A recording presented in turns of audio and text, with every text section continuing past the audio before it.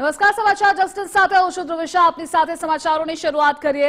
આઈપીએલની final match પહેલા મોટી દુર્ઘટના ટળી. નરેન્દ્ર મોદી સ્ટેડિયમ બહાર ગેસનો બાટલો ફાટ્યો. સ્ટેડિયમ બહાર નાસ્તાની લારીમાં ગેસનો સિલિન્ડર ફાટ્યો. ફાયર વિભાગની ટીમે આગ પર કાબુ મેળવ્યું છે. દ્રશ્યો સ્ક્રીન પર આપ જોઈ રહ્યા છો. નરેન્દ્ર મોદી સ્ટેડિયમ પાસેના આ દ્રશ્યો છે, જ્યાં નાસ્તાની લારીમાં સિલિન્ડર બ્લાસ્ટ થયો હતો, જેના કારણે ભાગદોડ પણ મચેલી હતી.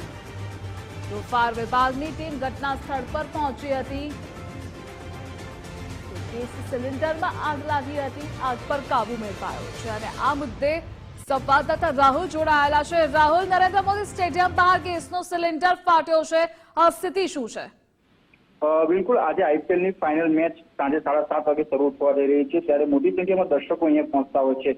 ફાઇનલ રમાય તે પહેલા જ વહેલી સવારે આગની ઘટના સામે આવી છે. સ્ટેડિયમની બહાર જે છે ત્યાં એક નાસ્તાની જે લારી છે, ત્યાં રેકડીની અંદર ગેસનો બાટલો જે ફાટ્યો હતો, જેને લઈને તંત્ર, જે ખાસ કરીને ફાયર વિભાગ હોય કે પોલીસ તંત્ર, દોડતું થયું હતું. કારણ કે મોટી સંખ્યામાં જે છે આઈપીએલની અંદર લાખોની સંખ્યામાં દર્શકો અહીંયા પહોંચતા હોય છે અને પોલીસનો ચુસ્ત બંદોબસ્ત હોય છે.